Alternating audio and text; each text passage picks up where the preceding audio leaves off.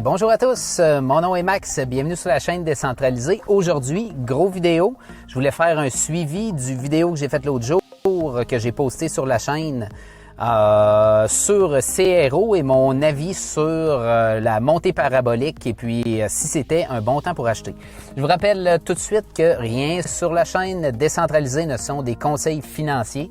C'est seulement mon opinion et puis j'aime bien la partager. Puis d'ailleurs, vous devriez jamais suivre des conseils financiers de quelqu'un qui fait des vidéos sur la crypto-monnaie sur Internet. Alors, ceci étant dit, commençons. Donc, j'ai partagé l'autre fois, ceux qui ont vu le vidéo, sur crypto.com et le jeton CRO, j'ai partagé que je commençais à être peut-être un petit peu préoccupé par le fait qu'on approchait le niveau 3.618 de Fibonacci.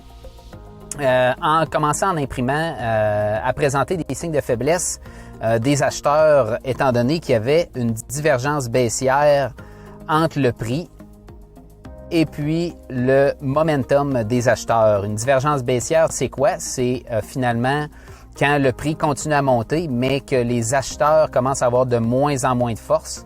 Donc ici, on voyait que à travers le temps, le momentum baissait pendant que le prix montait. Puis il y avait aussi notre money flow, qui est nos vagues vertes ici, qui commençaient à baisser.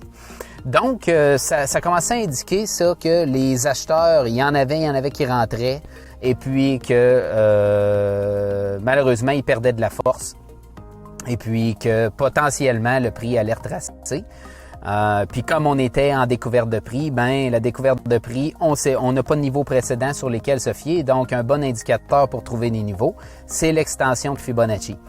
Si vous serez intéressé à avoir une explication un petit peu plus détaillée sur les fibres, les différentes façons de les tracer, que ce soit une extension de Fibonacci ou bien un fib standard, laissez-moi un commentaire dans la vidéo ou bien sur la page Facebook dont vous aurez vu le lien.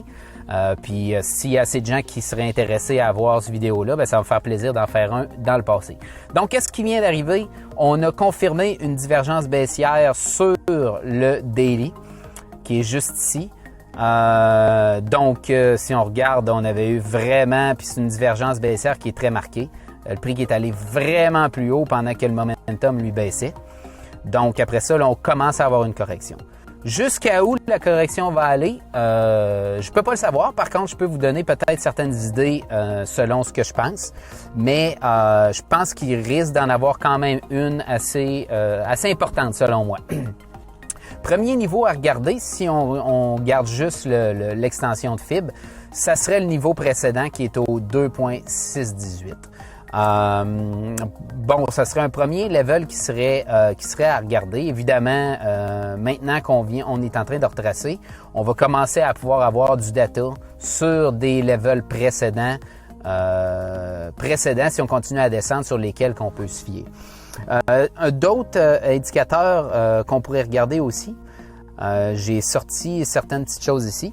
Quand on a établi un top et puis qu'on a un bottom aussi, donc si on regarde dans ce scénario-là, on a plusieurs bottoms. On a notre bottom ici et puis on a un top ici, ce qui m'a permis de tracer un retracement de Fibonacci. Retracement de Fibonacci qui va nous donner des niveaux potentiels auxquels on pourrait retracer. Donc, un premier level que je regarderais, ça serait ici le niveau 382.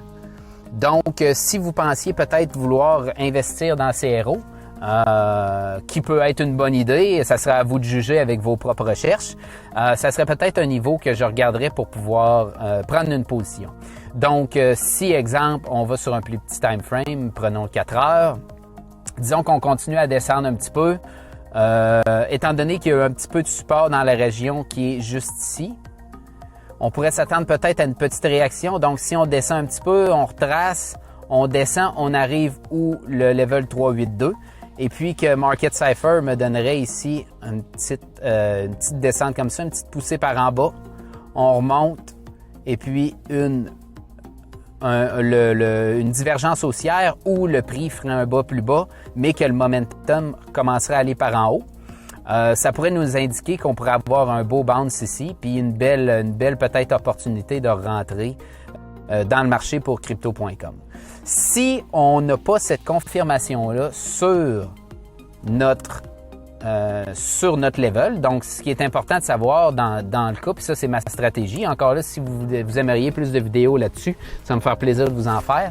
Si on voit qu'on arrive au level 3 du retracement de 382, et puis qu'on passe à travers, puis qu'on le reteste en dessous, donc on passe ici, le prix descend, traverse notre 382, reteste, et puis continue à descendre, je vous dirais qu'un prochain niveau serait le Golden Pocket, qui se trouve à être notre poche dorée en français ici, qui coïnciderait avec une zone de valeur élevée de notre range que j'ai sorti juste ici, qui est un range, qui est une évaluation du volume qui part, tout le volume de trading qui s'est fait dans cette zone-là.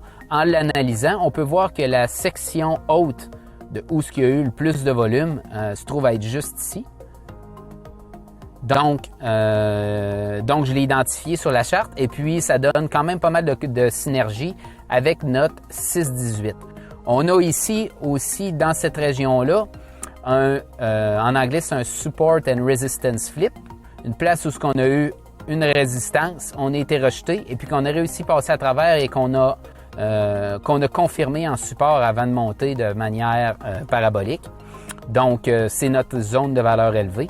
Donc, je m'attendrais peut-être, si on n'est pas capable de soutenir au niveau 382, qu'on aille retester ce niveau-là à 48 sous environ, de 48 aller jusqu'à 42 sous. Encore là, ce que je vais regarder à ce niveau-là, c'est une descente avec mes confirmations sur Market Cipher qui se trouve à être une divergence haussière sur le 4 heures en descendant. Donc, momentum qui monte plus haut pendant que le prix, lui, descend, ce qui fait l'inverse de ce qui vient d'arriver. Et puis, après ça, on pourrait avoir un beau rebond à ce niveau-là. Donc, c'est ce que je voulais vous partager aujourd'hui parce que c'est Crypto.com présentement, depuis ce matin, en fait, a retracé de manière assez importante dans un niveau de fibre que je vous avais parlé il y a quelques jours. Donc, si on regarde depuis la baisse du sommet jusqu'à la baisse, on a environ une baisse de un petit peu plus d'environ 20%. Donc, ce qui est quand même une baisse assez importante. Tu as mis 1000 $ dans CRO au sommet, ben il t'en reste 800 présentement.